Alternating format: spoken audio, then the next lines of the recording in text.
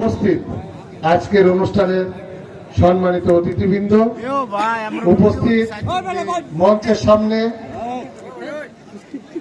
মা বোনেরা, উপস্থিত সকলকে জানাই আমার ব্যক্তিগত পক্ষ থেকে সালাম, আসসালামু আলাইকুম। প্রশাসনিক মানুষের ভোটে নির্বাচিত দায়িত্ব পালন করা একজন অভিজ্ঞ ব্যক্তি। তারপরে আসলে আমার বক্তব্য আপনাদের কাছে ভালো লাগে কিনা আমি বলতে পারবো না। আর ওই স্কুলে উনি একবার পাশ করেছেন, আর একবার আবার ফেলও করেছেন।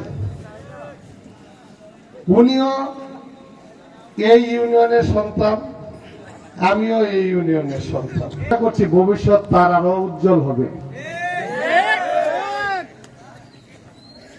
আপনারা সকলে অবগত আছেন, আগামী 12ই ফেব্রুয়ারি বাংলাদেশে ত্রয়োদশ নির্বাচন অনুষ্ঠিত হতে যাচ্ছে। আমি সেই নির্বাচনে একজন স্বতন্ত্র প্রার্থী হিসেবে নির্বাচনে অংশগ্রহণ করছি। আছে না? শুধু অধিকার থাকলেই হবে না, আমি এই ধরনের কোনো কাজ করি নাই। আপনারা মানুষের কাছে গেলে কেউ বলতে পারবে না এই তোমরা কার জন্য ভোট চাইতেছো, হ্যাঁ লোকজন তো চাঁদাবাজি করে।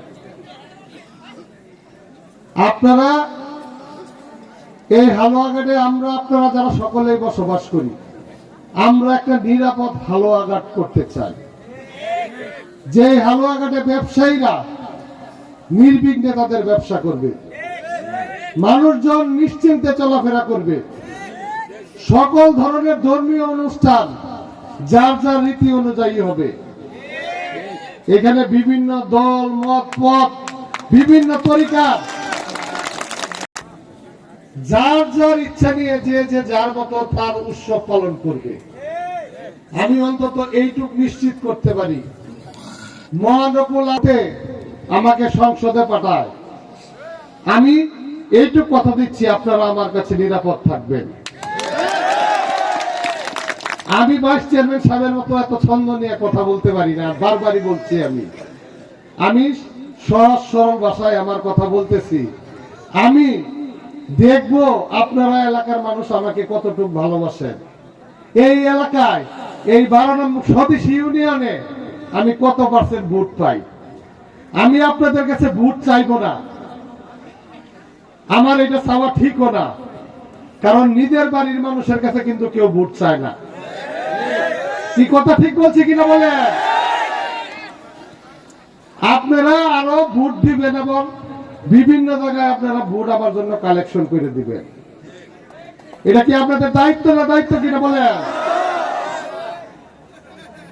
আমি এইটুক কথা বলতে পারবো, আমি এলাকার মানুষের জন্য যেভাবে কাজ করেছি, সাধারণ মানুষের দোয়া এবং ভালোবাসা, আজকে যেদিকেই যাচ্ছি মানুষজন আমাকে বুকে টেনে নিচ্ছে, মানুষজন আমাকে ভালোবাসা দিচ্ছে।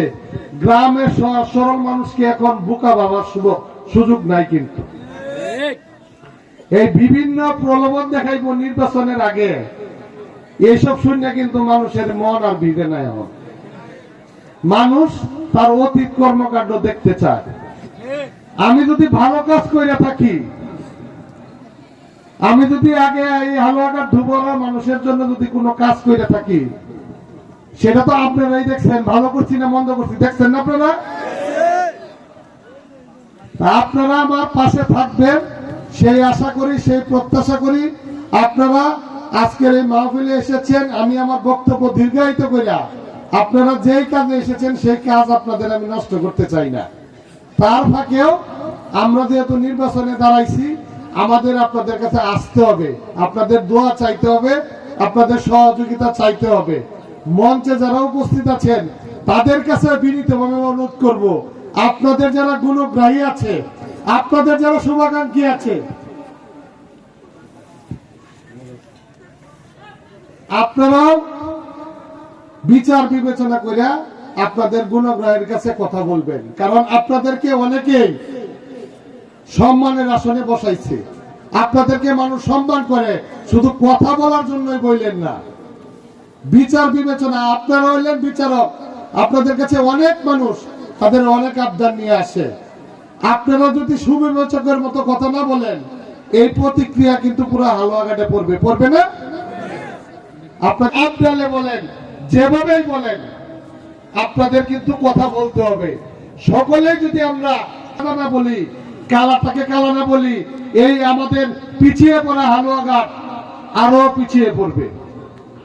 আমরা চাই না হালুয়াঘাটের মানুষ উন্নয়ন থেকে বঞ্চিত হোক, হালুয়াঘাটের মানুষ দুশ্চিন্তায় ঘুমাক, হালুয়াঘাটের মানুষ নির্বিঘ্নে যাতে ঘুমাতে পারে, তারা সকল ধরনের বাধা বিপত্তি থেকে তারা নিরাপদ থাকতে পারে। এই নিরাপদ হালুয়াঘাট যেন আপনাদেরকে নিয়ে আমি তৈরি করতে পারি, যেখানে সকল মত পদের মানুষ নিরাপদে থাকতে পারবে। সেই হালুয়াঘাট যেন আমি তৈরি করতে পারি, সেই আশা এবং প্রত্যাশা রেখে আপনাদের সকলকে আবারও আমার ব্যক্তিগত পক্ষ থেকে শুভেচ্ছা জানিয়ে আমি আমার কথা এখানে শেষ করছি। ধন্যবাদ সকলকে। কিছু চাই না, এটা আমার জানা নেই। হালুয়াঘাটে এই রেকর্ড নেই, এখানে ভাইস চেয়ারম্যান বসে আছেন, তারা একটু চাই শুধু তাদের মতো করে চলতে। এই চাওয়াটা যদি তারা পায়, সেখানেই তারা অত্যন্ত খুশি থাকে, আনন্দিত থাকে। ধন্যবাদ। আজকের এই অনুষ্ঠানে আপনি সহমৃত করার জন্য এই আহলে সুন্নাত ওয়াল জামাত সুফি সংগঠন আপনাকে মোবারকবাদ জানাচ্ছি। সেই সঙ্গে আমরা একটা ফুলের মালা দিয়ে আপনাকে শুভেচ্ছা জানাতে চাই।